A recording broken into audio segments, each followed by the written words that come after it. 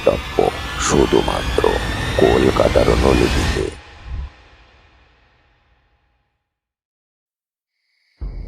গপ্পটপ্পতে আজকের গপ্প শরদিন্দু বন্দ্যোপাধ্যায় রচিত ব্যোমকেশ সমগ্র থেকে ব্যোমকেশ ও চোরাবালি, তার দ্বিতীয় পর্ব। আজকে এই গপ্প পাঠে আমি এবং গপ্পে অন্যান্য চরিত্রে রুদ্র, সুমিত ও সুমন্ত। তাহলে শুরু করা যাক।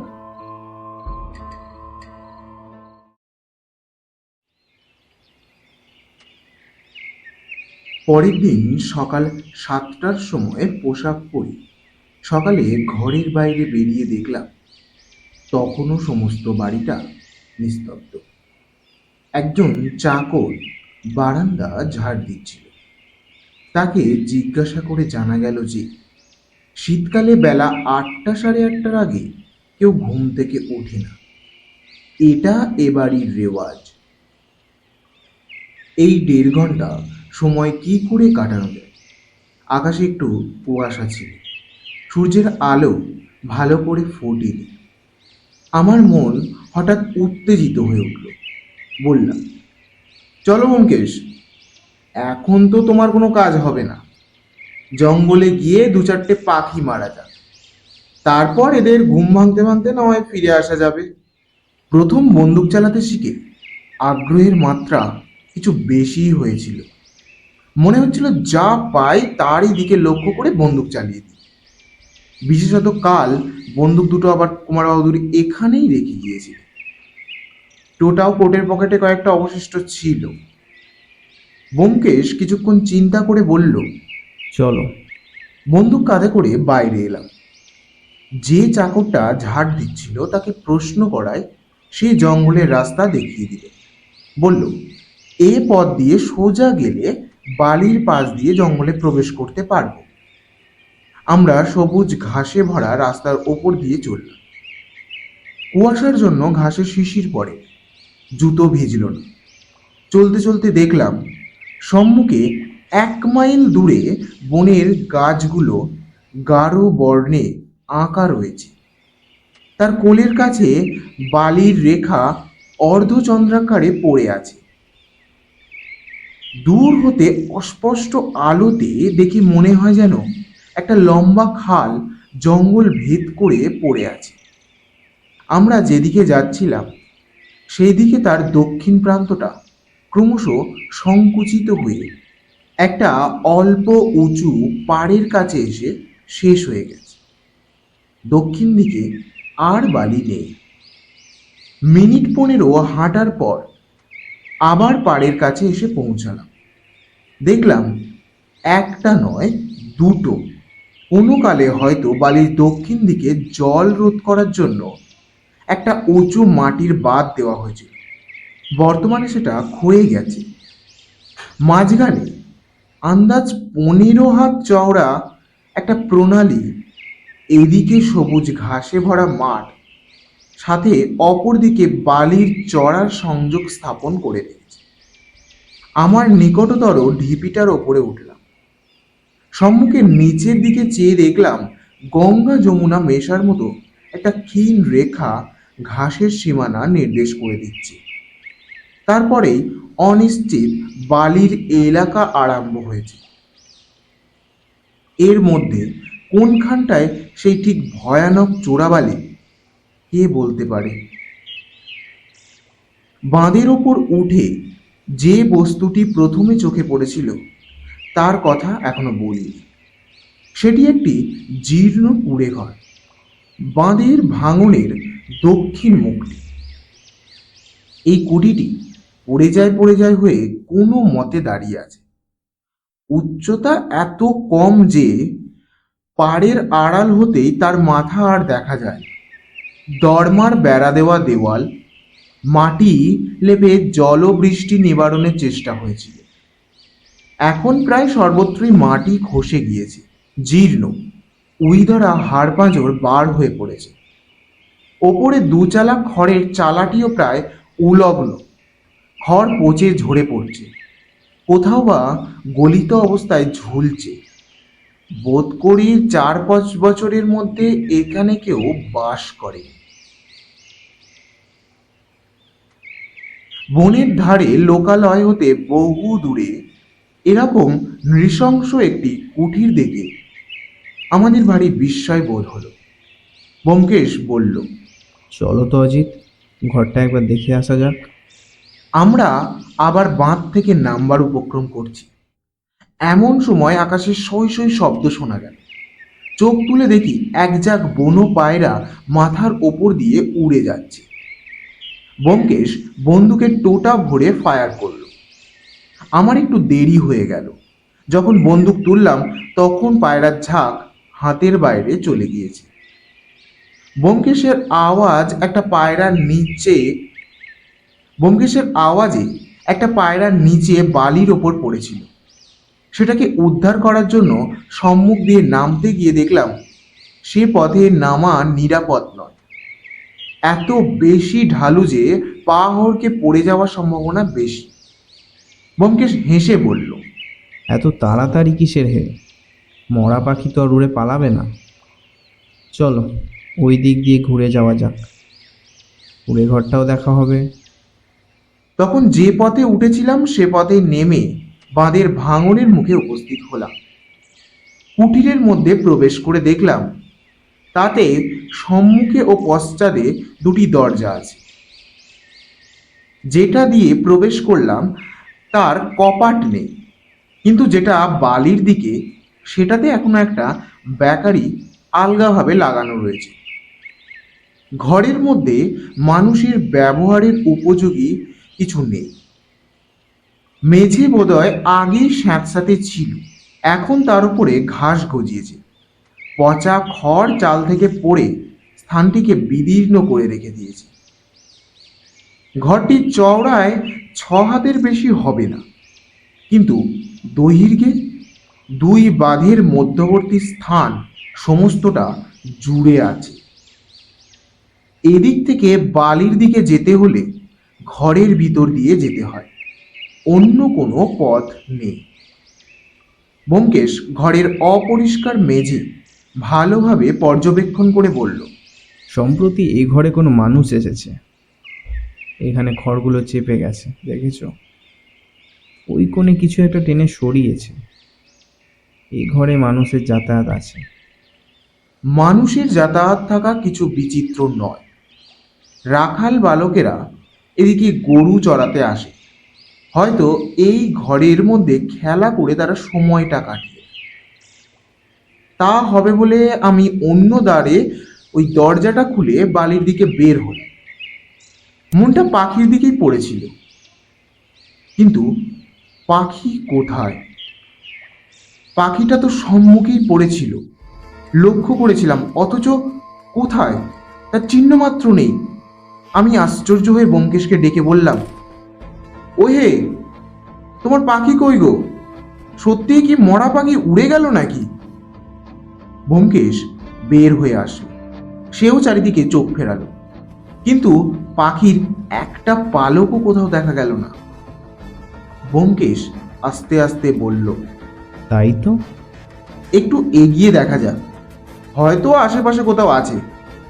বলেই আমি বালির ওপর যাব, তখনই ব্যোমকেশের একটা হাত বিদ্যুৎ বেগে এসে আমার কোটের কলার চেপে ধরল।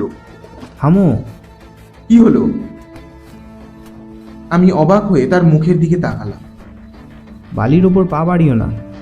সদ্য ছেঁড়া কার্তুজের শূন্য খোলাটা ব্যোমকেশ পকেটেই রেখেছিল, এখন সেটা বার করল।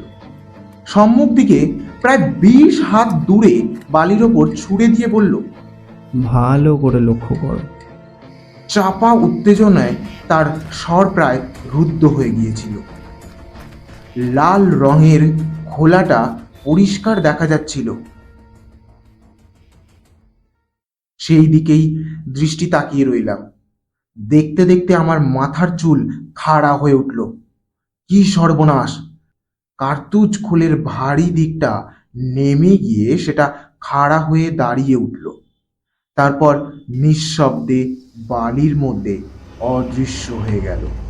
এই সেই চোরাবালি, এবং এতেই আমি গবেটের মতো এখনই পদার্পণ করতে যাচ্ছিলাম।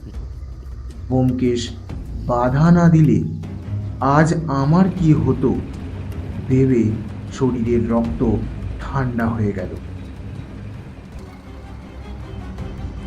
ব্যোমকেশের চোখ দুটো উত্তেজনায় জ্বলজ্বল করছিল। তার মুখে অল্প হাসি ক্ষণকালের জন্য দেখা গেল। সে বলল, দেখলে? উফ, কি ভয়ানক। আমি কম্পিত স্বরে বললাম, ব্যোমকেশ, তুমি আজ আমার প্রাণ বাঁচিয়েছ। আমার কথা যেন শুনতেই পাইনি। এমনভাবে সে কেবল অস্ফুট স্বরে বলতে লাগলো। কি ভয়ানক। অতঃপর ব্যোমকেশ কুঠিরের চাল থেকে কয়েক টুকরো ব্যাকারি ভেঙে আনলো। একটা একটা করে সেই ব্যাকারিগুলোকে বালির ওপর নিক্ষেপ করতে লাগলো। দেখা গেল ঘাসের সীমানা প্রায় 10 হাত দূর থেকে চোরাবালির আরম্ভ হয়েছে। কোথায় গিয়ে শেষ হয়েছে তা জানা গেল না, কারণ যত দূর পর্যন্ত ব্যাকারি ফেলা সম্ভব হলো, ব্যাকারি ডুবে গেল। পুরাতন বাঁধের অর্ধচন্দ্রাকৃতি বাহু বেষ্টন করে এই বালিকে ঘিরে রেখেছে। অতীত যুগের কোনো সদাশয় জমিদার হয়তো প্রজাদের জীবন রক্ষার্থেই এই বাঁধ করে দিয়েছিলেন। তারপর কালক্রমে বাঁধ ভেঙে গিয়েছে, আর উদ্দেশ্য লোকে ভুলে গিয়েছে। চোরাবালির পরিধি নির্ণয় যথাসম্ভব শেষ করে আমরা আবার কুটিরের ভেতর দিয়ে বাইরে আসি। ব্যোমকেশ বলল, অজিত, আমরা যে চোরাবালির সন্ধান পেয়েছি এ কথা কেউ যেন ঘুণাক্ষরেও জানতে না পারে, বুঝলে? ব্যোমকেশ তখন কুঠিরের বাইরে কোমরে হাত দিয়ে দাঁড়িয়ে বলল, বাহ, ঘরটি কি চমৎকার জায়গায় দাঁড়িয়ে আছে দেখেছো? পিছনে 15 হাত দূরে চোরাবালি, সামনে 20 হাত দূরে গভীর বন, দুধারে বাঁধ। কে এটি তৈরি করেছিল বড় জানতে ইচ্ছে করে। কুয়াশা কেটে গিয়ে বেশ রোদ উঠেছিল। আমি বনের দিকে তাকিয়ে দেখলাম গাছের ছায়ার নিচ দিয়ে একজন হাফ প্যান্ট পরা লোক কাঁধে বন্দুক নিয়ে দীর্ঘ পদক্ষেপে আমাদের দিকে আসছে। গাছের ছায়ার বাইরে আসতেই দেখলাম হিমাংশুবাবু। হিমাংশুবাবু দূর থেকে হেঁকে বললেন, আপনারা কোথায় ছিলেন? আমি জঙ্গলের মধ্যে খুঁজে বেড়াচ্ছি। ব্যোমকেশ মৃদু কণ্ঠে বলল, অজিত, মনে থাকে যেন চোরাবালি সম্বন্ধে কোনো কথা নয়। তারপর গলা চড়িয়ে বলল, অজিতের পাল্লায় পড়ে পাখি শিকারে বেরিয়ে পড়েছিলাম। পাখিরা অবশ্য বেশ অক্ষত শরীরে আছে, কিন্তু আর্মস অ্যাক্টের বিরুদ্ধে অজিত যেরকম অভিযান আরম্ভ করেছে শিগগির পুলিশের হাতে পড়বে। আমি বললাম, এবার কলকাতায় গিয়ে একটা বন্দুকের লাইসেন্স কিনবই। হিমাংশুবাবু আমাদের মধ্যে এসে দাঁড়ালেন, বন্দুক নামিয়ে বললেন, তারপর কিছু পেলেন? কিছু না, আপনি একেবারে রাইফেল নিয়ে বেরিয়েছেন যে। বলে ব্যোমকেশ তার অস্ত্রটার দিকে তাকালো। হিমাংশুবাবু বললেন, হ্যাঁ, সকালে উঠেই শুনলাম জঙ্গলে নাকি বাঘের ডাক শোনা গেছে, তাই তাড়াতাড়ি রাইফেল নিয়ে বেরিয়ে পড়ল। চাকরটা আবার বলল আপনারা এদিকে এসেছেন, তাই একটু ভাবনা হলো। কারণ হঠাৎ যদি বাঘের মুখে পড়েন তাহলে তো আপনাদের পাখি মারার বন্দুক তো আর কোনো কাজেই লাগবে না। আচ্ছা, বাঘ এসেছে এটা কার মুখে শুনলেন? হিমাংশুবাবু বললেন, ঠিক যে বাঘ এসেছে এ কথা জোর দিয়ে কেউ বলতে পারছে না। আমার গয়লাটা আবার বলছিল গরুগুলো রাতে ছটফট করেছে, তার আন্দাজ হয়তো তারা বাঘের গন্ধ পেয়েছে। তাছাড়া দেওয়ানজি বলছিলেন তিনি নাকি অনেক রাত্রে বাঘের ডাকের মতো একটা আওয়াজ শুনতে পেয়েছে। যাই হোক, চলুন এবার ফেরা যাক, এখনো চা খাওয়া হয়নি। হাতের ঘড়ি দেখে ব্যোমকেশ বলল, 8:30। চলুন। আচ্ছা, এই পুরো ঘরটা এরকম নির্জন স্থানে কে এই ঘর তৈরি করেছিল, আর কেনই বা করেছিল, কিছু জানেন কি? হিমাংশুবাবু বললেন, জানি বই কি, চলুন যেতে যেতে বলছি। তিনজনে বাড়ির দিকে অগ্রসর হলাম। হিমাংশুবাবু চলতে চলতে পুরো ঘটনা সবিস্তারে আমাদের শোনালেন।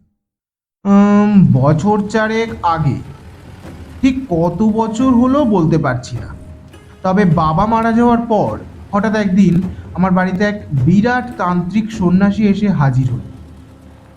ভয়ঙ্কর চেহারা, মাথায় জটার মতো চুল, অজস্র গোঁফ দাড়ি, 5 হাত লম্বা একটা জোয়ান, পরনে স্রেফ একটি নেংটি, চোখ দুটো লাল টকটক করছে।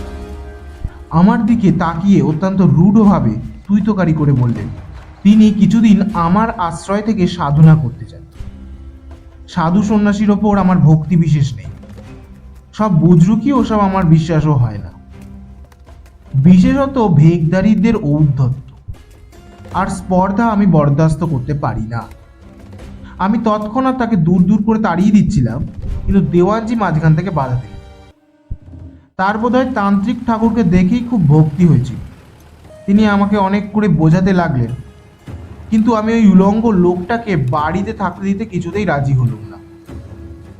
তখন দেওয়ানজি তান্ত্রিক ঠাকুরের সঙ্গে আলাপ আলোচনা করে ঠিক করলেন তিনি আমার জমিদারির কোথাও একটা কুঁড়ে ঘর বেঁধে থাকবে, আর ভান্ডার থেকে তাকে নিয়মিত সিধে দেওয়া হবে। দেওয়ানজির আগ্রহ দেখে আমি অজ্ঞতা রাজি হলো। বাবাজি তখন ওই জায়গাটা পছন্দ করে কুঁড়ে ঘর বাঁধলেন। 6 মাস এখানে ছিলেন, কিন্তু তার মধ্যে আমার সঙ্গে তার কোনোদিনও দেখা হয়নি, তবে দেওয়ানজি প্রায় যাতায়াত করতেন। শেষ পর্যন্ত তার ভক্তি এতই বেড়ে গিয়েছিল যে শুনতে পাই তিনি বাবাজির কাছ থেকে মন্ত্র নিয়েছেন। অবশ্য উনি আগে দীক্ষিত ছিলেন, কিন্তু এতটা বাড়াবাড়ি ছিল না। যাই হোক, বাবাজি একদিন হঠাৎ সরে পড়লেন, সেই থেকে ঘরটা খালিই পড়ে আছে। গল্প শুনতে শুনতে বাড়ি এসে পৌঁছালাম। চায়ের সরঞ্জাম প্রস্তুত ছিল। বারান্দায় টেবিল পেতে তার উপরে চা, কচুরি, পাখির মাংসের কাটলেট, ডিমের অমলেট ইত্যাদি লোভনীয় খাবার সাজিয়ে রাখছি। আমরা কোনো কথা না বলে চেয়ার টেনে খাবার খেতে শুরু করলাম। খাবার খাওয়া অল্প দূর এগিয়েছি, এমন সময় বারান্দার সম্মুখে একটা মোটর এসে থামল। কুমার ত্রিদীপ নামলেন। মোটরের পেছনে আমাদের সুটকেসগুলো বাঁধা ছিল, সেগুলো নামাবার হুকুম দিয়ে কুমার আমাদের মধ্যে এসে বসল। ব্যোমকেশের দিকে তাকিয়ে জিজ্ঞেস করলেন, কতদূর? ব্যোমকেশ অনিশ্চিতভাবে মাথা নাড়িয়ে বললেন, বেশি দূর নয়, তবে 2-1 দিনের মধ্যেই একটা হেস্তনেস্ত হয়ে যাবে আশা করি। আজ একবার শহরে যাওয়া দরকার, পুলিশের কাছ থেকে কিছু খোঁজ খবর নিতে হবে। কুমার ত্রিদীপ বললেন, বেশ তো, চলুন আমার গাড়িতে ঘুরে আসা যাক। এখন বেরোলে বেলা 12টার মধ্যে ফেরা যাবে। ব্যোমকেশ মাথা নাড়ল। আমার একটু সময় লাগবে, সন্ধ্যের আগে হয়তো ফেরা হবে না। একেবারে খাওয়া দাওয়া করে বেরোলে বোধহয় ভালো হবে। কুমার বললেন, সে কথাও মন্দ নয়। হিমাংশু, তুমি চলো না হে, খুবখানি হই হই করে আসা যাক। অনেকদিন শহরে যাওয়া হয়নি। হিমাংশুবাবু বিরক্ত হয়ে বললেন, না না ভাই, আজ আমার যাওয়ার সুবিধা হবে না, একটু কাজ আছে। ব্যোমকেশ বলল, না, আপনার গিয়ে কাজ নেই, অজিত থাকুক, আমরা দুজনে গেলেই যথেষ্ট হবে। বলেই কুমারের দিকে তাকালো। তার চাউনিতে বোধহয় কোনো ইশারা ছিল, কারণ কুমার বাহাদুর পুনরায় কি একটা বলতে গিয়ে থেমে গেলে। বেলা 11টার সময় ব্যোমকেশ কুমারের গাড়িতে বের হয়ে গেল। যাবার আগে আমাকে বলে গেল, চোখ দুটো বেশ ভালো করে খুলে রেখো, আমার অবর্তমানে যদি কিছু ঘটে লক্ষ্য রেখো। তাদের গাড়ি ফটক পার হয়ে যাবার পর হিমাংশুবাবুর মুখ দেখে বোধ হলো তিনি যেন পরিত্রাণের আনন্দে উত্তেজিত হয়ে উঠেছেন। আমরা তার বাড়িতে আসাতে তিনি যে সুখী হতে পারেননি এ সন্দেহ আমার ছিলই আগে থেকেই। এই সন্দেহ আবার আমাকে মনে করিয়ে দিল দেওয়ান কালীগতি উপস্থিত ছিল। তিনি অতিশয় বুদ্ধিমান ব্যক্তি। আমাদের মুখের ভাব থেকে মনের কথা আন্দাজ করেছিলেন কিনা বলতে পারবো না, কিন্তু তিনি আমাকে ডেকে বারান্দায় চেয়ারে বসিয়ে নানা বিষয়ে সম্ভাষণ করতে লাগলেন। হিমাংশুবাবুও কথাবার্তায় যোগ দিলেন। ব্যোমকেশ সম্বন্ধে বেশি আলোচনা হলো। ব্যোমকেশের কীর্তিকলাপ ও প্রচার করতে আমি কোনোদিনই পিছপা হইনি। সে যে কত বড় ডিটেকটিভ সেটা বহু উদাহরণ দিয়ে বুঝিয়ে দিলাম। আর তার সাহায্য পাওয়া যে কতখানি ভাগ্যের সে কথাও ইঙ্গিত করতে ছাড়লাম না। শেষে বললাম, হরিনাথ মাস্টার যে বেঁচে নেই এ কথা আর কেউ এত শীঘ্রই বার করতে পারতো না। দুজনেই চমকে উঠলেন। হরিনাথ বেঁচে নেই? কথাটা বলে ফেলা উচিত হলো কিনা বুঝতে পারলাম না। ব্যোমকেশ অবশ্য বারণ করেনি, তবুও মনে হলো না বললেই বোধহয় ভালো হতো। আমি নিজেকে দোষারোপ করতে লাগলাম। রহস্যপূর্ণ শিহরণ সঞ্চালন করলাম। বললাম, যথাসময়ে সব জানতে পারবে। অতঃপর 12টা বেজে গিয়েছে দেখে আমরা উঠে পড়লাম। কালীগতি ও হিমাংশুবাবু আমার অনিচ্ছা লক্ষ্য করে আর কোনো প্রশ্ন করলেন না। কিন্তু হরিনাথের মৃত্যু সংবাদ যে তাদের দুজনকেই বিশেষভাবে নাড়া দিয়েছে সেটা বুঝতে কষ্ট হলো। দুপুরবেলাটা বোধ করি নৃশংসভাবে ঘরে বসেই কাটাতে হতো, কারণ হিমাংশুবাবু আহারের পর একটা জরুরি কাজের কথা বলে অন্দরমহলে প্রস্থান করলেন। কিন্তু বেবি এসে আমাকে সঙ্গ দিল। সে এসে প্রথমেই ব্যোমকেশের খোঁজ খবর নিল এবং সকালবেলা মনির সন্তান প্রসবের জন্য আসতে পারেনি বলে দুঃখও প্রকাশ করল। তারপর আমাকে নানা প্রকার বিচিত্র প্রশ্ন জিজ্ঞাসা করে ও নিজের পারিবারিক বহু গুপ্ত রহস্য প্রকাশ করে গল্প জমিয়ে তুলল। হঠাৎ একসময় বেবি বলল, মা আজ 3 দিন ভাত খায়নি। আমি জিজ্ঞাসা করলাম, তার অসুখ করেছে বুঝি? মাথা নাড়িয়ে গভীর মুখে বেবি বলল, না, বাবার সঙ্গে ঝগড়া হয়েছে। এ বিষয়ে তাকে প্রশ্ন করে আরো কিছু সংবাদ সংগ্রহ করা উচিত হবে কিনা ভাবছি। এমন সময় খোলা জানলা দিয়ে দেখলাম একটা সবুজ রঙের সিডান বডির মোটর গ্যারেজ থেকে নিঃশব্দে বার হয়ে যাচ্ছে। আমি তাড়াতাড়ি উঠে জানলার সম্মুখে দাঁড়ালাম। গাড়িখানা সাবধানে ফটক পার করে শহরের দিকে মোড় নিল। দেখলাম চালক স্বয়ং হিমাংশুবাবু। গাড়ির অভ্যন্তরে কেউ আছে কিনা দেখা গেল না। বেবি আমার পাশে এসে দাঁড়িয়ে বলল, আমাদের নতুন গাড়ি। ফিরে এসে বসলাম। হিমাংশুবাবু ঠিক যেন চোরের মতো মোটর নিয়ে বার হয়ে গেলেন। কোথায় গেলেন? সঙ্গে কেউ ছিল কি? তিনি গোড়া থেকেই আমাদের কাছে কিছু একটা লুকাবার চেষ্টা করছেন। আমাদের আগমন তার কোনো কাজে বাধা দিয়েছে, তাই তিনি ভিতর ভিতর একটু অধীর হয়ে পড়েছেন, অথচ বাইরে কিছু করতে পারছেন না। এই ধারণা ক্রমেই আমার মনে একটা বৃহত্তর জায়গা নিতে লাগলো। তবে কি তিনি হরিনাথের অন্তর্ধানের গূঢ় রহস্য কিছু জানেন? তিনি কি জেনে শুনে কাউকে আড়াল করবার চেষ্টা করছেন? ভীত দৃষ্টি অনাদি সরকারের কথা মনে পড়ে গেল। সে কাল প্রভুর পায়ে ধরে কাঁদছিল। কি জন্য? ও মহাপাপ করিনি। কোন মহাপাপ থেকে নিজেকে খালন করবার চেষ্টা করছিলেন? বেবি আজ আবার একটা নতুন খবর দিল। হিমাংশুবাবু ও তার স্ত্রীর মধ্যে ঝগড়া চলছে। ঝগড়া এত দূর গড়িয়েছে যে স্ত্রী 3 দিন আহার করেনি। কি নিয়ে ঝগড়া? হরিনাথ মাস্টার কি এই কলহ রহস্যের অন্তরালে লুকিয়ে আছে? তুমি ছবি আঁকতে জানো? বেবির প্রশ্নে চিন্তাজাল ছিন্ন হয়ে গেল। অন্য মনস্কভাবেই বললাম, জানি। ঝামর চুল উড়িয়ে বেবি ছুটে চলে গেল। কোথায় গেল ভাবছি, এমন সময় সে একটা খাতা ও পেন্সিল নিয়ে ফিরে আসলো। খাতা ও পেন্সিল আমার হাতে দিয়ে বলল, একটা ছবি এঁকে দাও না, খুব ভালো ছবি। খাতাটি বেবির অঙ্কের খাতা।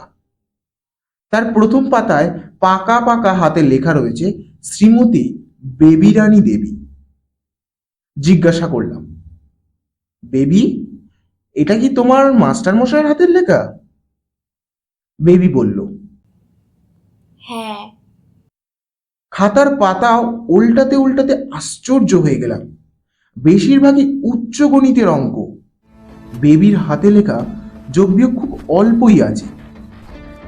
আবার জিজ্ঞেস করলাম, এই সব অঙ্ক কে করেছে? বেবি বলল, মাস্টার মশাই, তিনি খালি আমার খাতায় অঙ্ক করতেন। দেখলাম মিথ্যা নয়। খাতার অধিকাংশ পাতায় মাস্টারের কঠিন দীর্ঘ অঙ্কের অক্ষরে পূর্ণ হয়ে আছে।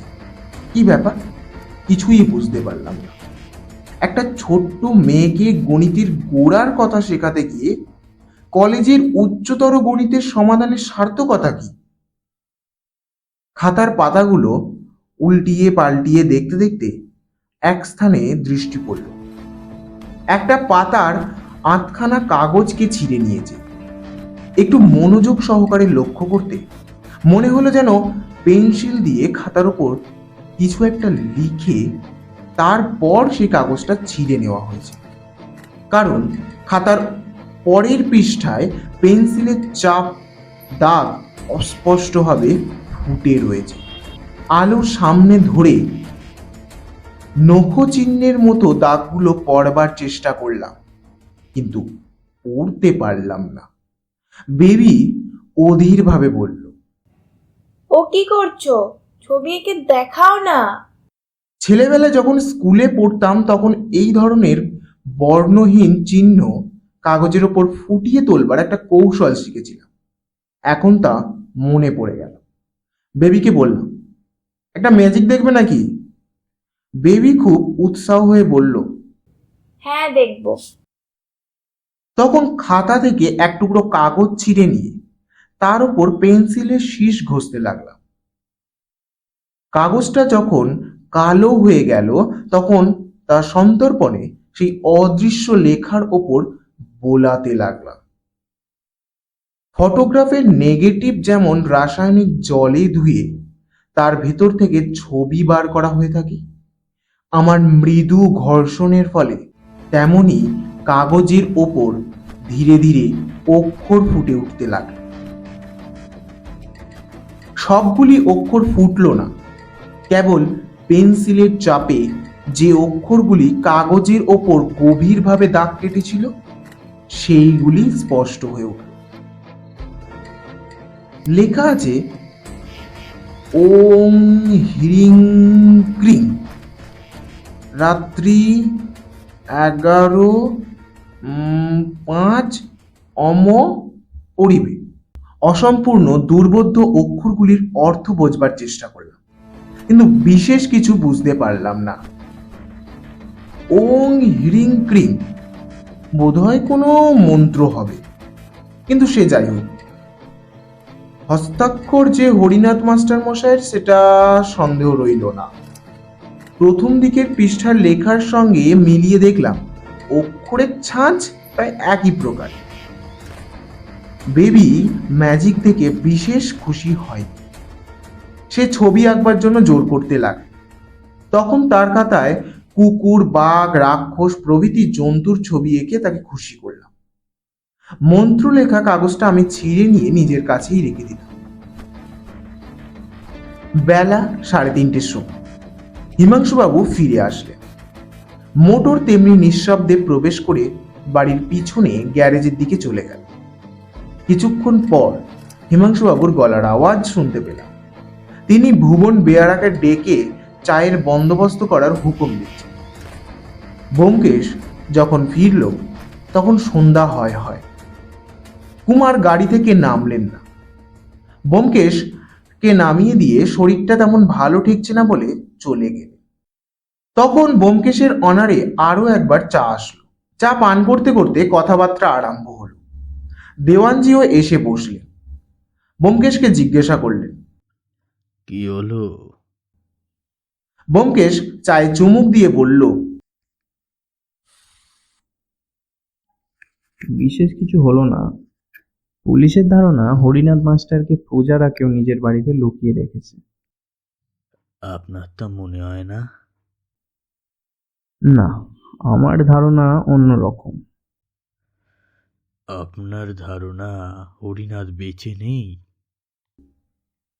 ব্যোমকেশ একটু বিস্মিতভাবে বলল, আপনি কি করে বুঝলেন? ও, অজিত বলেছে? হা হা, আমার তাই ধারণা বটে, তবে আমি ভুলও করে থাকতে পারি। কিছুক্ষণ কোনো কথা হলো না। আমি অত্যন্ত অস্বস্তি অনুভব করলাম। ব্যোমকেশের মুখ দেখে এমন কিছু বোধ হলো না যে সে আমার উপর চটে গেছে, কিন্তু মুখ দেখে সবসময় তার মনের ভাব বোঝা যায় না। কে জানে, হয়তো কথাটা এদের কাছে প্রকাশ করে অন্যায় করেছি। ব্যোমকেশ নির্জনে পেলেই আমার মুন্ড শিরোচ্ছেদ করবে। কালীগতি হঠাৎ বললে, আমার মনে হয় আপনি ভুল করেছেন ব্যোমকেশ বাবু। হরিনাথ সম্ভবত মরেনি। ব্যোমকেশ কিছুক্ষণ কালীগতির দিকে চেয়ে রইল, তারপর বলল, আপনি নতুন কিছু জানতে পেরেছেন? কালীগতি ধীরে ধীরে মাথা নাড়িয়ে বললে, না, তাকে ঠিক জানা যায় বলে চলে না, তবে আমার দৃঢ় বিশ্বাস সে ওই বনে কোনো একটা জায়গায় লুকিয়ে আছে। ব্যোমকেশ চমকিত হয়ে বলল, বনের মধ্যে? এই দারুণ শীতে? হ্যাঁ, বনের মধ্যে কাপালিকের ঘর বলে একটা কুঁড়ে ঘর আছে।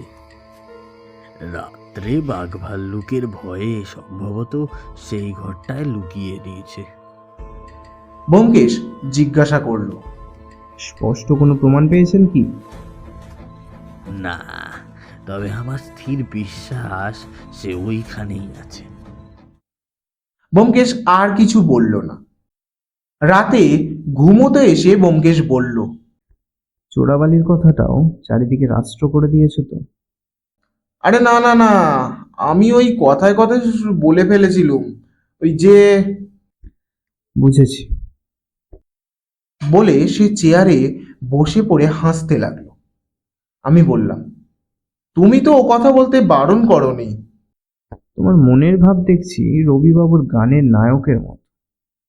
যদি বারণ করো তবে গাহিব না, এবং বারণ না করিলেই তারস্বরে গাহিব। যাই হোক, আজ দুপুরবেলা কি করলে বলো? দেখলাম ব্যোমকেশ সত্যিই চটেনি। বোধহয় ভিতরে ভিতরে তার ইচ্ছে ছিল যে ও কথাটা আমি প্রকাশ করে ফেলি। অন্তত তার কাজের ক্ষেত্রে কোনো ব্যাঘাত ঘটেনি, সেটা নিঃসন্দেহ। আমি তখন দ্বিপ্রহরে যা যা জানতে পেরেছি সব বললাম। মন্ত্রলেখা কাগজটাও দেখালাম। কাগজটা ব্যোমকেশ মন দিয়ে দেখল, কিন্তু বিশেষ উত্তেজিত হলো না। বলল, নতুন কিছুই নয়, এসব আমার জানা কথা। এই লেখাটার দ্বিতীয় লাইন সম্পূর্ণ করলে হবে, রাত্রি 11:45 গতে অমাবস্যা পড়বে, অর্থাৎ হরিনাথ পাঁচি দেখেছিল। হিমাংশুবাবু বাইরে যাওয়ার কথা শুনে ব্যোমকেশ মুচকি হাসল, কোনো মন্তব্য করল না। আমি তখন বললাম, দেখো ব্যোমকেশ, আমার মনে হয় হিমাংশুবাবু আমাদের কাছে কিছু লুকোবার চেষ্টা করছে। তুমি লক্ষ্য করেছো কিনা জানি না, কিন্তু আমাদের অতিথি রূপে পেয়ে তিনি খুব একটা খুশি হননি।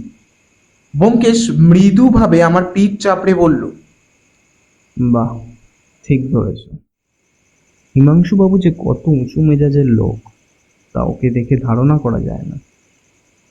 সত্যি অজিত, ওর মতন সহৃদয় প্রকৃত ভদ্রলোক খুব কম দেখা যায়। যেমন করে হোক এই ব্যাপারে একটা রফা করতেই হবে। আমাকে বিস্ময় প্রকাশের অবকাশ না দিয়ে ব্যোমকেশ আবার বলে উঠল, অনাদি সরকারের রাধা নামে একটা বিধবা মেয়ে আছে, শুনেছ বলে? তাকে আজ দেখলুম। আমি বোকার মতো তার মুখের দিকে তাকিয়ে রইলাম। সে বলে চলল। 17-18 বছরের মেয়েটি দেখতে মন্দ নয়, কিন্তু দুর্ভাগ্যের পীড়নে আর লজ্জায় একেবারে নুয়ে পড়েছে। দেখো অজিত, যৌবনের উন্মাদনায় অপরাধকে আমরা বড় কঠিন শাস্তি দিই, বিশেষত অপরাধী যদি স্ত্রীলোক হয়। প্রলোভনের বিরাট শক্তিকে হিসাবের মধ্যে নিই না, যৌবনের স্বাভাবিক অপরিণামদর্শিতাকে হিসেব থেকে বাদ দিই। ফলে যে বিচার করি সেটা সুবিচার নয়। আইনেই গ্রেভ অ্যান্ড সাডেন প্রভোকেশন বলে একটা সাফাই আছে, কিন্তু সমাজ কোনো সাফাই মানে না। আগুনের মতো সে নির্মম, যে হাত দেবে তার হাত পুড়বে। আমি সমাজের দোষ দিচ্ছি না, সাধারণের কল্যাণে তাকে কঠিন হতেই হয়। কিন্তু যে লোক এই কঠিনতার ভিতর থেকে পাথর ফাটিয়ে করুণার উৎস খুলে দেয়, তাকে শ্রদ্ধা না করে থাকা যায় না। ব্যোমকেশকে কখনো সমাজতত্ত্ব সম্বন্ধে লেকচার দিতে শুনিনি। অনাদি সরকারের কন্যাকে দেখে তার ভাবনার বন্যা উতলে উঠল কেন তা বোধগম্য হলো না। আমি ফেলিয়ে কেবল নিরক্ষণভাবে তাকিয়ে রইলাম। ব্যোমকেশ কিছুক্ষণ দেয়ালের দিকে তাকিয়ে রইল, তারপর একটা দীর্ঘ নিঃশ্বাস মোচন করে বলল, আর একটা আশ্চর্য বিষয় দেখছি, এসব ব্যাপারে মেয়েরাই মেয়েদের সবচেয়ে নিষ্ঠুর শাস্তি দেয়। কেন দেয় কে জানে। অনেকক্ষণ কোনো কথা হলো না। শেষে ব্যোমকেশ উঠে পায়ের মোজা টেনে খুলতে খুলতে বলল, রাত হলো, শোয়া যাক। এ ব্যাপারটা যে কিভাবে শেষ হবে কিছুই বুঝতে পারছি না। যা কিছু জানার সবই জানা হয়ে গেছে, অথচ লোকটাকে ধরবার উপায় নেই। তারপর গলা নামিয়ে বলল, ফাঁদ পাততে হবে, বুঝেছ অজিত? এটা ফাঁদ পাততে হবে। আমি বললাম, যদি কিছু বলবে ঠিক করে থাকো তাহলে একটু স্পষ্ট করে বলো। তোমার কোনো কথাই আমি এখনো ঠিক বুঝতে পারছি না। কিছু বোঝনি? কিছুই না। আশ্চর্য, আমার মনে যা একটু সংশয় ছিল তা আজ শহরে গিয়ে ঘুচে গেছে। সমস্ত ঘটনাটি বায়োস্কোপের ছবির মতো চোখের সামনে দেখতে পাচ্ছি। শহরে সারাদিন কি করলে? ব্যোমকেশ জামার বোতাম খুলতে খুলতে বলল, মাত্র দুটো কাজ। স্টেশনে অনাদি সরকারের মেয়েকে দেখলুম, তাকে দেখবার জন্যই সেখানে লুকিয়ে বসেছিলাম। তারপর রেজিস্ট্রি অফিসে কয়েকটি দলিলের সন্ধান করলুম। এতেই এত দেরি হয়ে গেল? হ্যাঁ, রেজিস্ট্রি অফিসের খবর সহজে পাওয়া যায় না, অনেক তদবির করতে হলো। তারপর ফিরে এলাম। বলেই ব্যোমকেশ লেপের মধ্যে প্রবেশ করল। বুঝলাম আর কিছু বলবে না। তখন আমিও রাগ করে শুয়ে পড়লাম, আর কোনো কথা বললাম না। ক্রমে তন্দ্রা বেশ হলো। নিদ্রা দেবীর ছায়ামঞ্জুরি মাথার মধ্যে রোমঝুম করে বাজতে আরম্ভ করেছে। এমন সময় দরজার কড়ায় খুটখুট করে শব্দ নড়ে উঠল। তন্দ্রা ছুটে গেল। ব্যোমকেশের বোধ করি তখনও ঘুম আসেনি। সে বিছানায় উঠে বসে জিজ্ঞাসা করল, কি? বাইরে থেকে মৃদু কণ্ঠে আওয়াজ আসলো, ব্যোমকেশ বাবু, একবার দরজা খুলুন। ব্যোমকেশ উঠে দরজা খুলে দিল। সবিস্ময়ে দেখলাম দেওয়ান কালীগতি একটি কালো রঙের কম্বল জড়িত গায়ে দাঁড়িয়ে আছে। কালীগতি বললেন, আমার সঙ্গে আসুন, একটা জিনিস দেখাতে চাই। অজিত বাবু জেগে আছেন নাকি? আপনিও আসুন।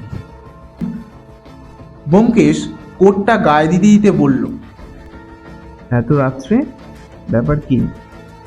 কালীগতি কোনো উত্তর দিলেন না। আমিও লেপ পরিত্যাগ করলাম, একটা শাল ভালো করে জড়িয়ে নিলাম।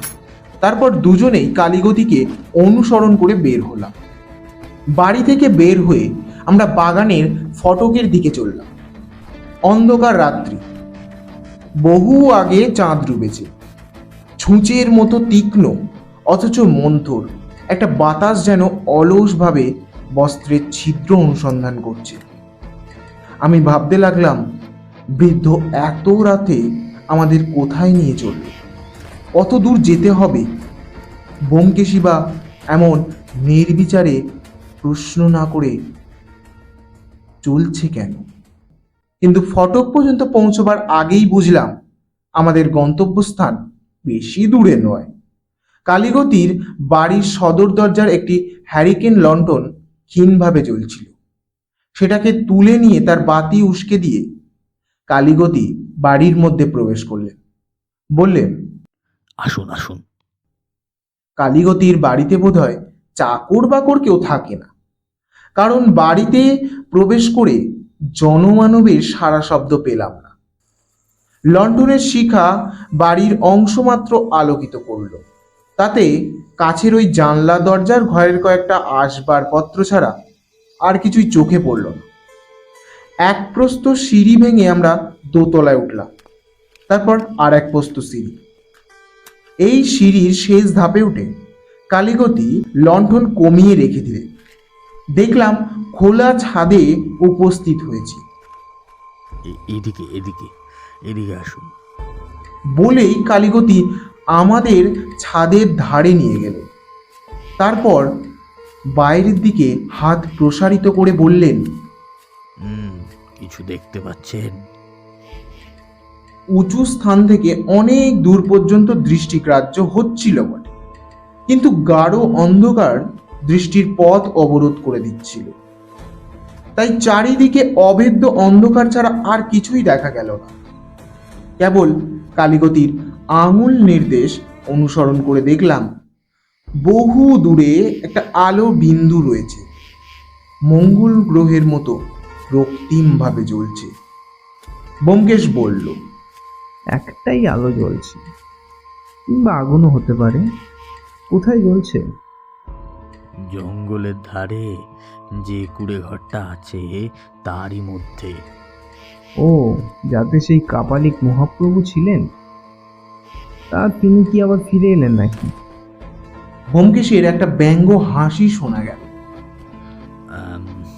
না, আমার বিশ্বাস এ হরিনাথ মাস্টার। ও, ব্যোমকেশ যেন চমকে উঠল। আজ সন্ধ্যাবেলা আপনি বলছিলেন বটে, কিন্তু আলো জ্বেলে সে কি করছে? বোধহয় শীত সহ্য করতে না পেরে আগুন জ্বেলেছে। ব্যোমকেশ কিছুক্ষণ চুপ করে ভাবল, শেষে মৃদু স্বরে বলল, হতেও পারে। যদি সে বেঁচে থাকে, অসম্ভব নয়। ব্যোমকেশ বাবু, সে বেঁচে আছে, ওই আগুনই তার প্রমাণ। মনুষ্য সমাজ থেকে যে লুকিয়ে বেড়াচ্ছে, সে ছাড়া এই রাত্রে ওখানে আর কে আগুন জ্বালবে? তা বটে। ব্যোমকেশ আবার কিছুক্ষণ চিন্তামগ্ন হয়ে রইল। তারপর বলল, হরিনাথ মাস্টার হোক বা না হোক, লোকটাকে জানা দরকার অজিত। এখন ওখানে যেতে রাজি আছো? আমি শিউরে উঠলাম। এখন?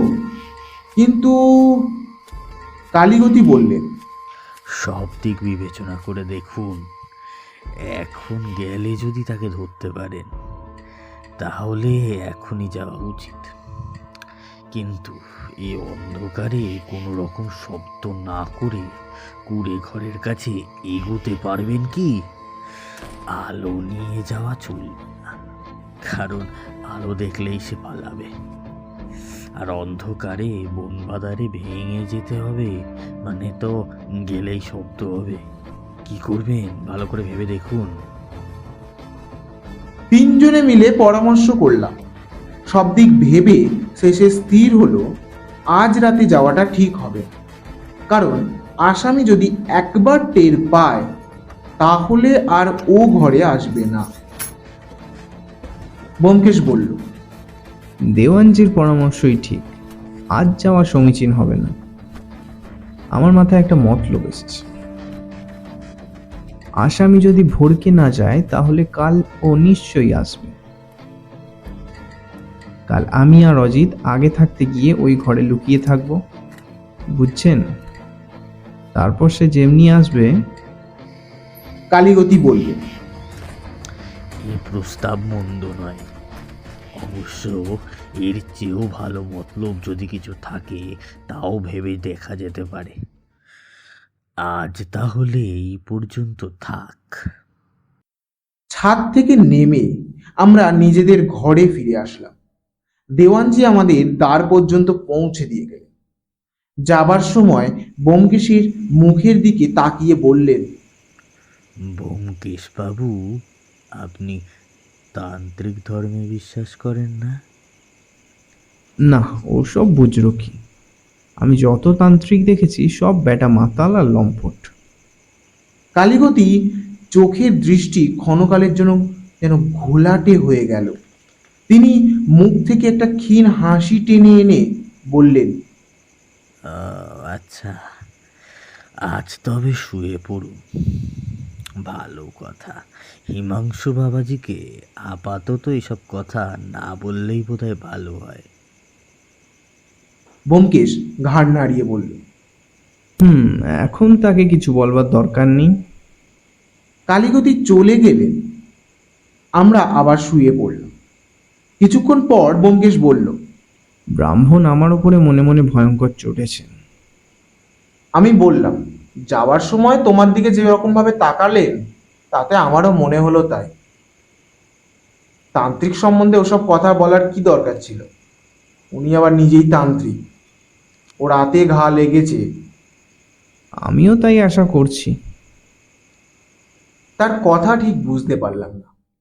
কারোর ধর্মবিশ্বাসে আঘাত দিয়ে কথা বলার অভ্যাস কিন্তু ব্যোমকেশের নয়, অথচ এক্ষেত্রে জেনে বুঝে আঘাত দিচ্ছে। বললাম, তার মানে ব্রাহ্মণকে মিছিমিছি চটিয়ে কি লাভ হলো? সেটা কাল বুঝতে পারবো, এখন ঘুমিয়ে পড়ো। বলেই সে পাশ ফিরে শুল। পরের দিন সকাল থেকে দুপুর পর্যন্ত ব্যোমকেশ অলসভাবে কাটিয়ে দিল। হিমাংশুবাবুকে আজ বেশ প্রফুল্ল দেখলাম। নানা কথাবার্তায়, হাসি তামাশায়, শিকারের গল্পে আমাদের চিত্ত বিনোদন করতে লাগলো। আমরা যে একটা গুরুতর রহস্যের উদ্ঘাটন করতে তার অতিথি হয়েছি সেটা তিনি ভুলেই গেলেন। একবারও সে প্রসঙ্গের উল্লেখই করলেন না। বিকেলে চা পান সমাপ্ত করে ব্যোমকেশ কালীগতিকে একান্ত নিয়ে গিয়ে ফিসফিস করে জিজ্ঞেস করলেন, কালকের প্ল্যানই ঠিক আছে তো? কালীগতি চিন্তিতভাবে কিছুক্ষণ ব্যোমকেশের মুখের দিকে তাকিয়ে বললেন, আপনি কি বিবেচনা করেন? আমার বিবেচনায় যাওয়াই ঠিক হবে। এর একটা নিষ্পত্তি হওয়া দরকার। আজ রাত্রি 10টা নাগাদ চন্দ্রাস্ত হবে। আমি আর অজিত গিয়ে ঘরের মধ্যে লুকিয়ে বসে থাকবো। যদি কেউ আসে তাকে ধরবো। যদি না আসে? তাহলে বুঝবো আমার আগেকার অনুমানই ঠিক। হরিনাথ মাস্টার বেঁচে নেই। আবার কিছুক্ষণ চিন্তা করে কালীগতি বললেন, বেশ, কিন্তু ঘরটা এখন গিয়ে একবার দেখে এলে ভালো হতো। চলুন আপনাদের নিয়ে যাই। চলুন, ঘরটা বেলাবেলি দেখে না রাখলে আবার রাত্রে সেখানে যাওয়ার অসুবিধা হবে। ঘরটা যে আমরা আগেই দেখেছি তা ব্যোমকেশ বলল না। যথাসময় তিনজন বনের ধারে কুটিরে উপস্থিত হলাম। কালীগতি আমাদের কুটিরের ভিতরে নিয়ে গেলেন। দেখলাম মেঘঝের ওপর এক স্তূপ ছাই পড়ে আছে। তাছাড়া ঘরের আর কোনো পরিবর্তন হয়নি। কালীগতি পেছনের কপাট খুলে বালির দিকে নিয়ে গেলেন। বালির ওপর তখন সন্ধ্যার মলিনতা নেমে আসছে। ব্যোমকেশকে দেখিয়ে বলল, বাহ, এই দিকটা তো বেশ, যেন পাঁচিল দিয়ে ঘেরা। আমিও দেখা দেখি বললাম, চমৎকার। আপনারা আজ রাত্রে এই ঘরে থাকবেন বটে, কিন্তু আমার একটু দুর্ভাবনা হচ্ছে। শুনতে পাচ্ছি একটা বাঘ নাকি সম্প্রতি জঙ্গলে এসেছে।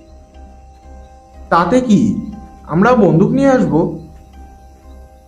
কালীগতি মৃদু হেসে মাথা নাড়ল। বাঘ যদি আসে, অন্ধকারে বন্দুকের কোনো কাজেই লাগবে না। যা হোক, আশা করি বাঘের গুজবটা মিথ্যে, বন্দুক আনবার দরকার হবে না। তবে সাবধানের মার নেই, আপনাদের সতর্ক করে দিই, যদি কখনো রাত্রে বাঘের ডাক শুনতে পান ঘরের মধ্যে থাকবেন না, এদিকে বেরিয়ে এসে দরজা আটকে দেবেন, তারপরে ওই ওই বালির উপরে গিয়ে দাঁড়াবেন। যদি বা বাঘ ঘরে ঢোকে, বালির উপরে তো যেতে পারবে না। ব্যোমকেশ খুশি হয়ে বলল, সেই ভালো, সেই ভালো। বন্দুকের হাঙ্গামায় দরকার নেই। অজিত আবার নতুন বন্দুক চালাতে শিখেছে, হয়তো বিনা কারণেই আওয়াজ করে বসবে, ফলে শিকার আর এদিকে ঘেঁষবে না। তারপর বাড়ি ফিরে আসলাম। মনটা একটা অন্ধকার আচ্ছন্ন হয়ে রইল। সন্ধ্যার পর হিমাংশুবাবু অস্ত্রাগারে বসলেন। গল্পগুজব হলো। একসময় ব্যোমকেশ হঠাৎ জিজ্ঞাসা করল, আচ্ছা হিমাংশুবাবু, মনে করুন কেউ যদি একটা নিরীহ নির্ভরশীল লোককে জেনে শুনে নিজের স্বার্থসিদ্ধির জন্য নিশ্চিত মৃত্যুর মুখে পাঠিয়ে দেয়, তার শাস্তি কি? হিমাংশুবাবু হেসে বললেন, মৃত্যু। A truth for a truth, an eye for an eye. Byomkesh আমার দিকে ফিরল। অজিত, তুমি কি বলো? আমিও তাই বলি। ব্যোমকেশ অনেকক্ষণ ঊর্ধ্বমুখে বসে রইল। তারপর উঠে গিয়ে দরজার বাইরে উকি মেরে দরজাটা ভেজিয়ে দিয়ে ফিরে এসে বসল। মৃদু স্বরে বলল, হিমাংশুবাবু, আজ রাত্রে আমরা দুজনে গিয়ে কাপালিকের কুঁড়োয় লুকিয়ে থাকব। বিস্মিত হিমাংশুবাবু বললেন, সে কি, কেন? ব্যোমকেশ সংক্ষেপে কারণ ব্যক্ত করে শেষে বলল, কিন্তু আমাদের একলা যেতে সাহস হয় না, আপনাকেও যেতে হবে। হিমাংশুবাবু উত্তেজিতভাবে বললেন, বেশ বেশ, নিশ্চয়ই যাব।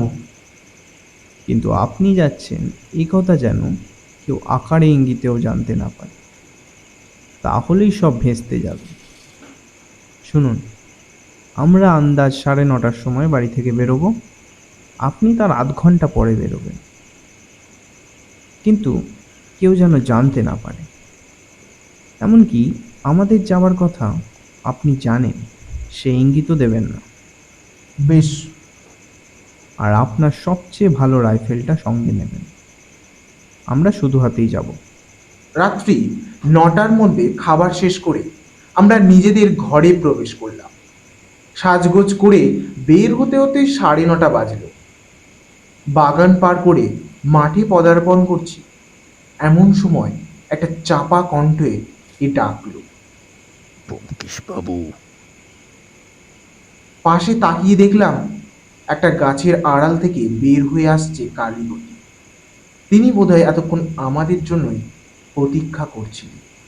কাছে এসে বললেন, যাচ্ছেন? বন্দুক নেননি দেখছি।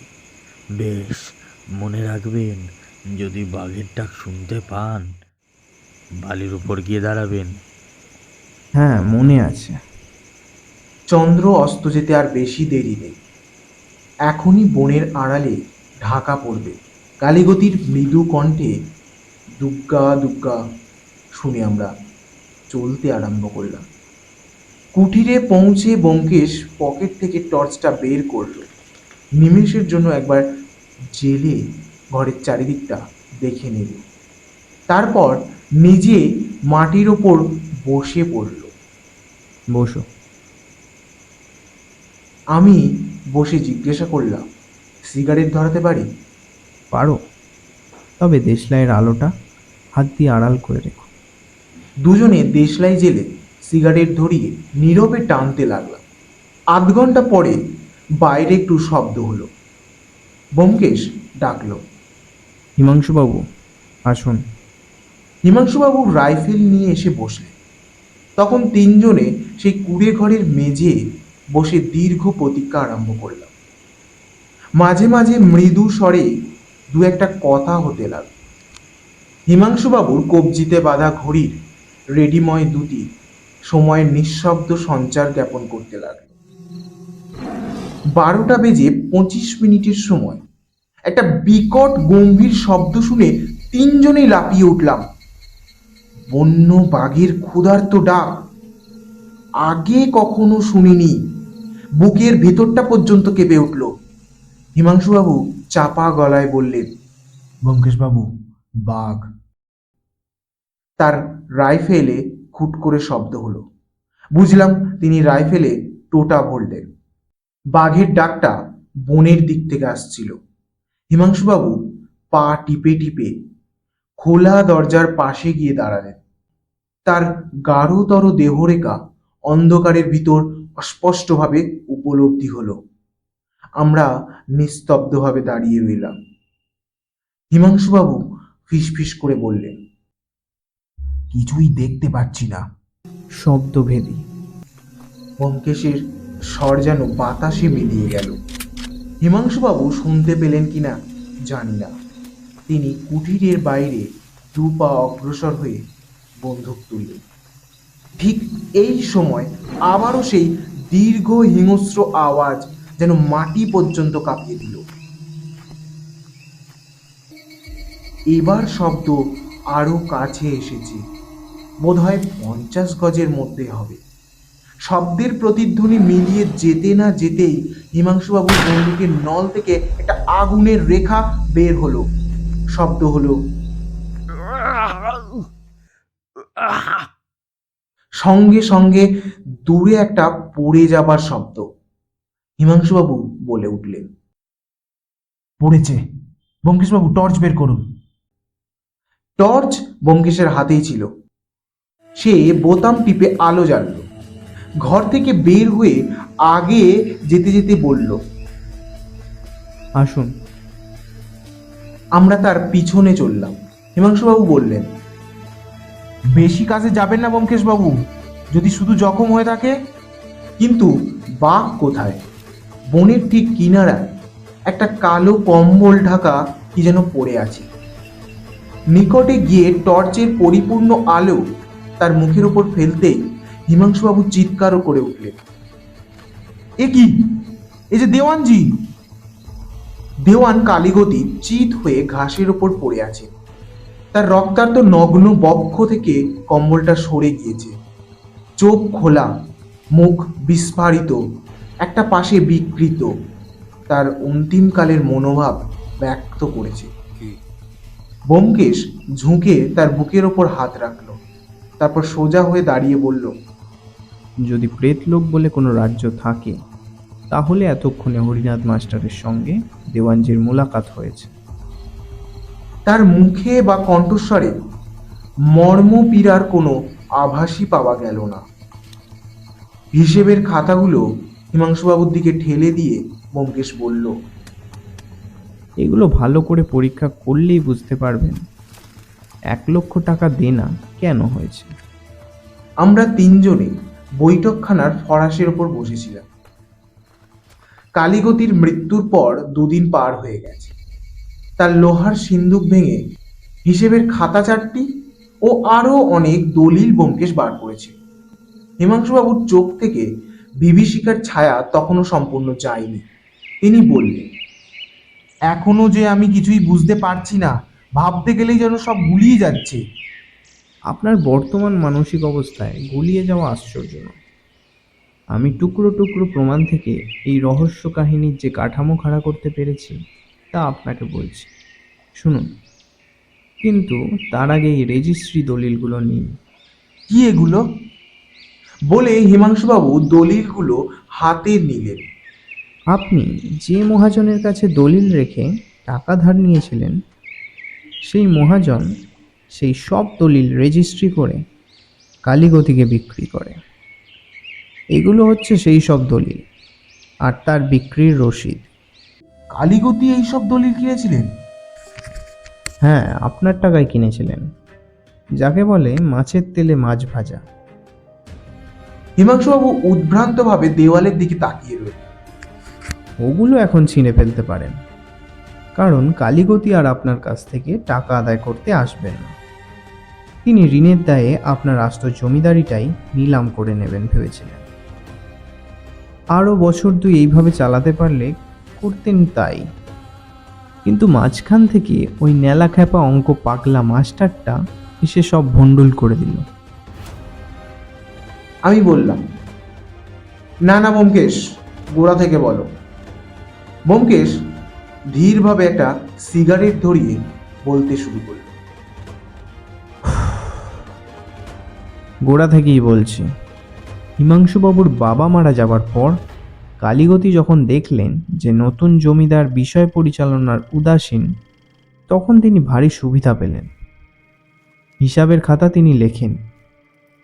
তার মাথার ওপর পরীক্ষা করবার কেউ নেই, সুতরাং তিনি নির্ভয়ে কিছু কিছু টাকা সরাতে আরম্ভ করলেন। এইভাবে কিছুদিন চলল, কিন্তু অল্পে সুখমস্তি ও প্রবৃত্তিটাও ক্রমশ বেড়েই চলল। এদিকে জমিদারির আয় ব্যয়ের একটা বাঁধা হিসেব আছে, বেশ গরমিল হলেই ধরা পড়ার সম্ভাবনা। তিনি তখন এক মস্ত চাল চাললেন, বড় বড় প্রজাদের সঙ্গে মোকদ্দমা বাঁধিয়ে দিলেন। ব্যাপারটা খরচ আর বাঁধাবাঁধির মধ্যে সীমাবদ্ধ রইল না। আদালতে ন্যায্য এবং ন্যায় বহির্ভূত দুই রকমই খরচ আছে, সুতরাং স্বচ্ছন্দে গোঁজামিল দেওয়া চলে। কালীগতি চুরির খুব সুবিধা হলো। প্রথমটা বোধ হয় কালীগতি কেবল চুরি করার মতলবেই ছিলেন, তার বেশি আশা করেননি। কিন্তু হঠাৎ একদিন এক তান্ত্রিক এসে হাজির হলো এবং আপনি প্রথমেই তার বিষ নজরে পড়ে গেলেন। কালীগতি তার কাছ থেকে মন্ত্র নিলেন, সঙ্গে সঙ্গে আরও অনেক কুমন্ত্রণা গ্রহণ করলেন। আমার বিশ্বাস এই কাপালিকই জমিদারি আত্মসাৎ করার পরামর্শ কালীগতিকে দেয়, কারণ হিসেবের খাতা থেকে দেখতে পাচ্ছি সে আসবার পর থেকেই চুরির মাত্রা বেড়ে গেছে। স্বাভাবিক লোভ ছাড়াও একটা ধর্মান্ধতার ভাব কালীগতির মধ্যে ছিল। ধর্মান্ধতা মানুষকে কত নৃশংস করে তুলতে পারে তার দৃষ্টাংশ আমাদের দেশে বিরল নয়। কালীগতির গুরুর প্ররোচনায় অন্নদাতা সর্বনাশ করতে তিনি উদ্যত হলেন। তিনি যে কৌশলটি বার করলেন, প্রথমে আপনার টাকা চুরি করে তহবিল খালি করে দিলেন, পরে খরচের টাকা নেই ওই অজুহাতে মহাচন্দ্রের কাছ থেকে টাকা ধার নেওয়ালেন এবং শেষে মহাচন্দ্রের কাছ থেকে আপনারই টাকায় সেই দলিলে কিনে নিলেন। কালীগতি বিনা খরচে আপনার উত্তমর্ণে হয়ে দাঁড়ালেন। আপনি কিছুই জানতে পারলেন না। এইভাবে বেশ আনন্দে দিন কাটছে। হঠাৎ একদিন কোথা থেকে হরিনাথ এসে হাজির হলো। আপনি তাকে বেবির মাস্টার রাখলেন। বড় ভালো মানুষ বেচারা। 2-4 দিনের মধ্যে কালীগতির ভক্ত হয়ে উঠল। কালীগতি তাকে তান্ত্রিক, ধর্ম, মাহাত্ম্য ইত্যাদি শেখাতে লাগলেন। কালীমূর্তির এক পট হরিনাথ তার কাছ থেকে এনে নিজের ঘরের দেওয়ালে ভক্তি ভরে টাঙিয়ে রাখলেন। কিন্তু শুধু ধর্মে তার পেট ভরে না, সে অঙ্ক পাগল।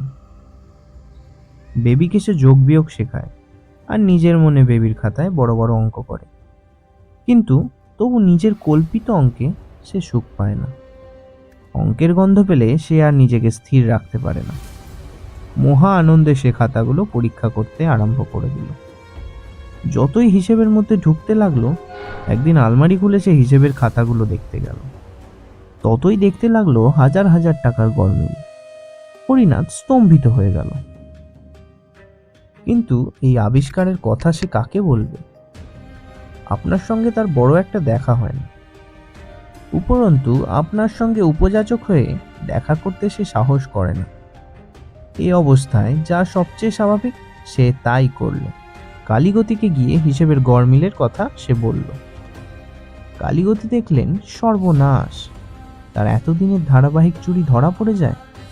তিনি তখনকার মতো হরিনাথকে বুঝিয়ে মনে মনে সংকল্প করলেন যে হরিনাথকে সরাতে হবে এবং এই সঙ্গে ওই খাতাগুলো, নইলে তার দুষ্কৃতির প্রমাণ যে থেকে যাবে। এতদিন যে সেগুলো কোনো ছুতোয় নষ্ট করে ফেলেননি, এই অনুতাপ তাকে ভীষণ নিষ্ঠুর করে তুলল। এইখানে এই কাহিনীর সবচেয়ে ভয়াবহতা আর রোমাঞ্চকর ঘটনার আবির্ভাব। হরিনাথকে পৃথিবী থেকে সরাতে হবে, অথচ ছুরি ছোড়া চালানো বা বিষ প্রয়োগ চলবে না। তবে উপায় কি? যে চোরাবালি থেকে আপনার জমিদারির নামকরণ হয়েছে, সেই চোরাবালির সন্ধান কালীগতি জানতেন। সম্ভবত তার গুরু কাপালিকের কাছ থেকেই তিনি জানতে পেরেছিলেন, কারণ চোরাবালিটা কাপালিকের কুঁড়ে ঘরের ঠিক পিছনে। আমরাও সেদিন সকালে পাখি মারতে গিয়ে অপ্রত্যাশিতভাবে সেই ভয়ঙ্কর চোরাবালির সন্ধান পেয়েছিলাম। কালীগতি মাস্টারকে সরাবার এক সম্পূর্ণ নূতন উপায় তিনি উদ্ভাবন করলেন। চমৎকার উপায়! হরিনাথ মাস্টার মরবে, অথচ কেউ বুঝতেও পারবে না যে সে মেরেছে। তার উপর সন্দেহের ছায়াপাত পর্যন্ত হবে না, বরঞ্চ খাতাগুলো অন্তর্ধানের বেশ একটা স্বাভাবিক কারণ পাওয়া যাবে। গত অমাবস্যার দিন তিনি হরিনাথকে বললেন। হরিনাথ রাজি হলো। সে বেবির খাতায় মন্ত্রটা লিখে কাগজটা ছিঁড়ে দিয়ে নিজের কাছে রাখল। রাত্রে সবাই ঘুমোলে হরিনাথ নিজের ঘর থেকে বের হলো। সে সাধনা করতে যাচ্ছে। তার জামা জুতো পরিবার দরকার নেই, এমনকি সে চশমাটাও সঙ্গে নিল না, কারণ অমাবস্যার রাতে চশমা থাকা আর না থাকা দুটোই সমান। আসবার সময় তিনি বলে এলেন, বেশ, মনে রাখবেন, যদি বাঘের ডাক শুনতে পান, বালির উপর গিয়ে দাঁড়াবেন। হরিনাথ জোপে বসল। তারপর যথাসময়ে বাঘের ডাক শুনতে পেল। সে কি ভয়ঙ্কর ডাক! তা আমরাও সেদিন শুনেছি। হিমাংশুবাবুর মতো পাকা শিকারীও বুঝতে পারেননি যে এ নকল ডাক। কালীগতি জন্তু জানোয়ারদের ডাক অদ্ভুতভাবে নকল করতে পারতেন। প্রথম দিন এখানে এসেও আমরা তার শিয়ালের ডাক শুনেছিলাম। বাঘের ডাক শুনে অভাগা হরিণা ছুটে গিয়ে বালির ওপর দাঁড়ালো এবং সঙ্গে সঙ্গে চোরাবালির অতল গভীরে তলিয়ে গেল। একটা চিৎকার হয়তো সে করেছিল, কিন্তু তাও অর্ধপণে চাপা পড়ে গেল। তার ভয়ঙ্কর মৃত্যুর কথা ভাবলে গা শিউরে ওঠে। একটু চুপ করে ব্যোমকেশ আবার বলতে শুরু করলো। কালীগতি কার্য সুসম্পন্ন করে ফিরে এসে সেই রাত্রেই হরিনাথের ঘর থেকে খাতা সব সরিয়ে ফেললেন। তারপর দিন যখন হরিনাথকে আর পাওয়া গেল না, তখন রটিয়ে দিলেন যে সে সব খাতা চুরি করে পালিয়ে গেছে। হরিনাথের অন্তর্ধানের কৈফিয়ত বেশ ভালোই হয়েছিল, কিন্তু তবু কালীগতি সন্তুষ্টই হতে পারলেন না। কে জানে, যদি কেউ সন্দেহ করে যে হরিনাথ শুধু খাতা নিয়ে পালাবে কেন, নিশ্চয়ই এর মধ্যে কিছু গুরুতর তত্ত্ব আছে। তখন তিনি সিন্দুক থেকে ৬,০০০ টাকাও সরিয়ে ফেললেন। এই সময়ে আপনার চাবি হারিয়েছিল, সুতরাং সন্দেহটা সহজেই কালীগতির ঘাড় থেকে নেমে গেল। সবাই ভাবল হারানো চাবির সাহায্যেই হরিনাথ টাকা চুরি করেছে। কালীগতির ডবল লাভ হলো, টাকাও পেলেন, আবার হরিনাথের অপরাধও বেশ বিশ্বাসযোগ্য হয়ে উঠল। তারপর আমি আর অজিত এলুম। এই সময় বাড়িতে আর একটা ব্যাপার ঘটেছিল, যার সঙ্গে হরিনাথের অন্তর্ধানের কোনো সম্পর্ক নেই। ব্যাপারটা আমাদের সমাজের একটা চিরন্তন ট্র্যাজেডি, বিধবার পদস্থলন। নতুন কিছু নয়। অনাদি সরকারের বিধবা একটা মেয়ে রাধা একটি মৃত সন্তান প্রসব করে।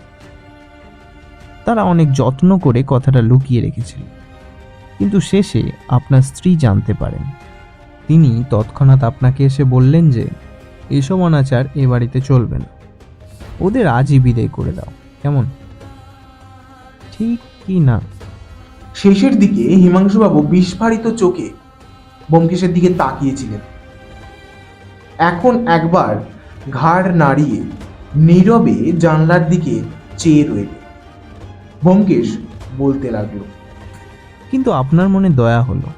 আপনি ওই অভাগী মেয়েটার কলঙ্কের বোঝা মাথায় চাপিয়ে তাড়িয়ে দিতে পারলেন। এই নিয়ে আপনার স্ত্রীর সঙ্গে একটু মনোমালিন্যও হয়েছিল।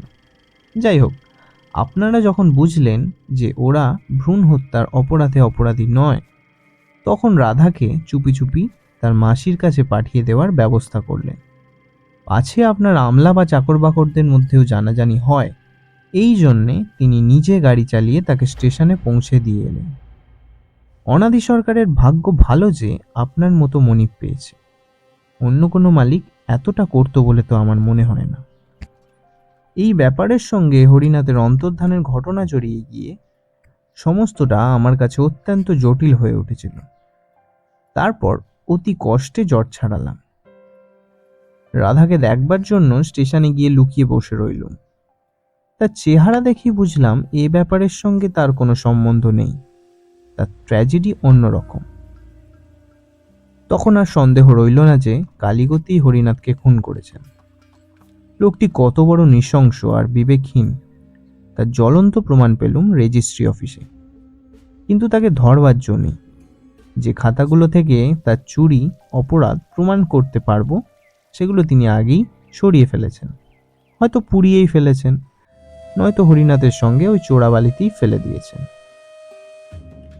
কালীগতি প্রথমটা বেশ নিশ্চিতই ছিলেন, কিন্তু যখন অজিতের মুখে শুনলেন যে হরিনাথের মৃত্যুর কথা আমি বুঝতে পেরেছি, তখন তিনি ভয় পেয়ে গেলেন। প্রথমে তিনি আমাকে বোঝাবার চেষ্টা করলেন যে হরিনাথ মরেনি। প্রমাণস্বরূপ নিজেই কুঁড়ে ঘরে আগুন জ্বেলে রেখে এসে দুপুর রাত্রে আমাদের দেখালেন। আমি তখন এমন ভাব দেখাতে লাগলাম যে তার কথা সত্যি হলেও হতে পারে। আমরা ঠিক করলাম রাত্রে গিয়ে কুঁড়ে ঘরে পাহারা দেব। তিনি রাজিও হলেন, কিন্তু তিনি কাউকে কথা বলতে বারণ করে দিলেন। আমাদের মারবার ফন্দি প্রথমে কালীগতির ছিল না।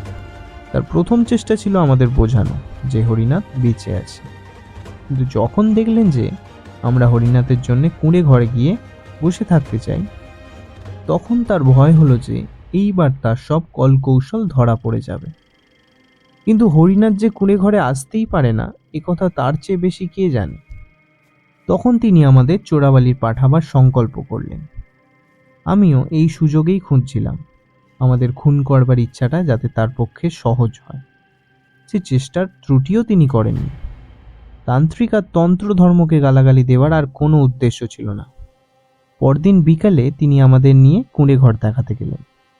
সেখানে গিয়ে কথার ছলে বললেন, রাত্রে যদি আমরা বাঘের ডাক শুনতে পাই তাহলে যেন বালির ওপর গিয়ে দাঁড়াই। এই হলো সেদিন সন্ধে পর্যন্ত যা ঘটেছিল তার বিবরণ। তারপর যা যা ঘটেছে সবই আপনি জানেন। ব্যোমকেশ চুপ করল। অনেকক্ষণ কোনো কথা হলো না। তারপর হিমাংশুবাবু বললেন, আমাকে সে রাতে রাইফেল নিয়ে যেতে বলেছিলেন কেন ব্যোমকেশবাবু? ব্যোমকেশ কোনো উত্তর দিল না।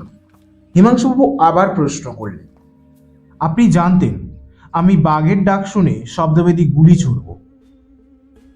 মৃদু হেসে ব্যোমকেশ মাথা নেড়ে বলল, সে প্রশ্ন নিষ্প্রয়োজন।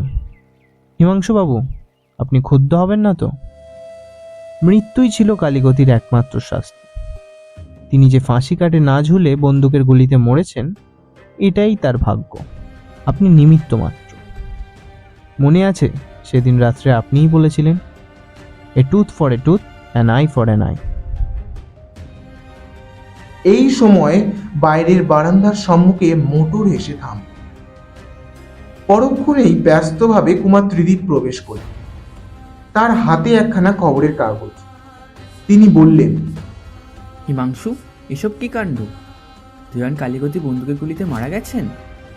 বলেই কাগজখানা বাড়িয়ে দিয়ে বলতে লাগলেন, আমি কিছুই জানতাম না। ইনফ্লুয়েঞ্জায় পড়েছিলাম, তাই কদিন আসতে পারিনি। আজ কাগজে পড়ে দেখি এই ব্যাপার। ছুটতে ছুটতে এলুম।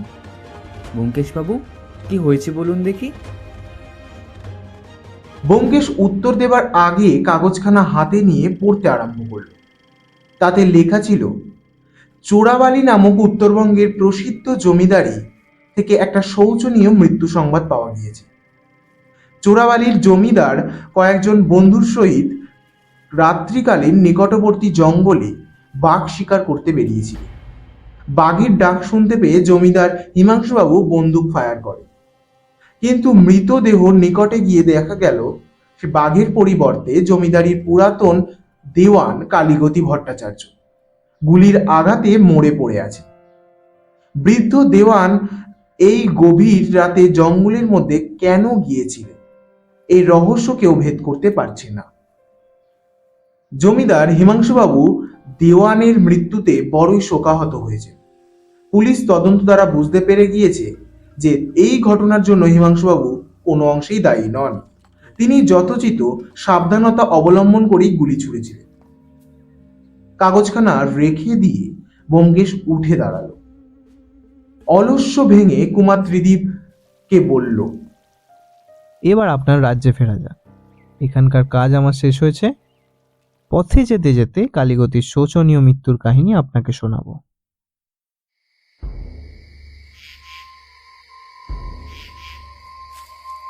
আজকের মতো গল্পটাপের সময় শেষ। আজকে শুনলেন শরদিন্দু বন্দ্যোপাধ্যায়ের রচিত ব্যোমকেশ সমগ্র থেকে ব্যোমকেশ ও চোরাবালি, তার দ্বিতীয় পর্ব ও এটাই অন্তিম পর্ব। আগামী সপ্তাহে আরও একটি নতুন গল্প নিয়ে হাজির হব ঠিক রবিবার রাত্রে। যারা এখনো চ্যানেলটিকে সাবস্ক্রাইব করেননি, please subscribe this channel and press the bell icon. দেখা হচ্ছে আগামী রবিবার ঠিক রাত্রি 8টায়। আর হ্যাঁ, নিজে তো গল্প শুনছেন, শেয়ার করুন বন্ধুদের সাথে। অবশ্যই সাবস্ক্রাইব করতে ভুলবেন না আমাদের অফিসিয়াল ইউটিউব চ্যানেল কলকাতার অনুভূতি। শুভ